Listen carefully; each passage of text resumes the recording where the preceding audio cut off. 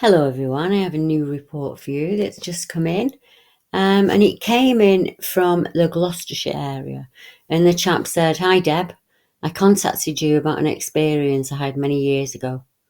I'm a 57-year-old musician now based in Gloucestershire, and I was watching a programme about strange creatures in the UK, and I have one incident like that I would like to report. In 1989, me and a friend were camping near the sea, just outside Brixham, Devon. More specifically, we camped at an area called Man Sands. On a late August evening during that trip, we were walking on a gravel track which had a tall, steep embankment on either side, which also had barbed wire fencing. As we walked, we became aware of the sound of hooves, like that of a horse.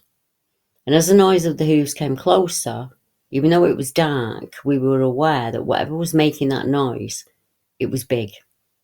The creature must have jumped the fence and the embankment and came crashing down onto the gravel, and all we could see were huge red eyes. I estimate by the eyes that it was about 4.5 feet tall. For half a minute there was a standoff between us and it. I decided to throw a stone at it, so that's what I did. Then it made some unearthly guttural sounds and started approaching us, and at that point we ran for our lives.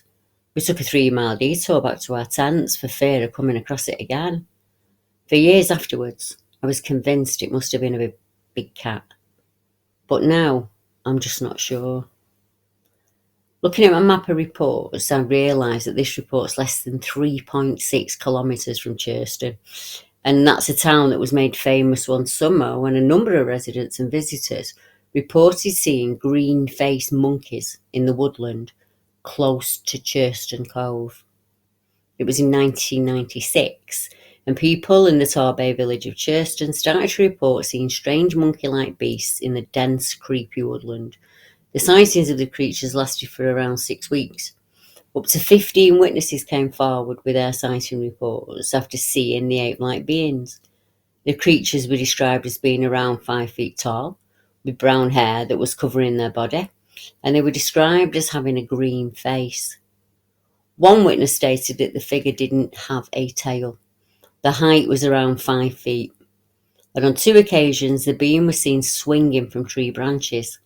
Overall, around 15 witnesses came forward over a 6 weeks period to report seeing the strange creature, but nobody was ever able to definitively explain what the creature was or why it disappeared as quickly as it had appeared. Now, a number of Forteans decided in their wisdom that it was just an escaped monkey from the zoo.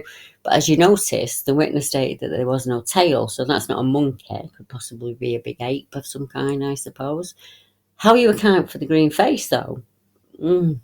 Don't really know of any naturally green-faced animals.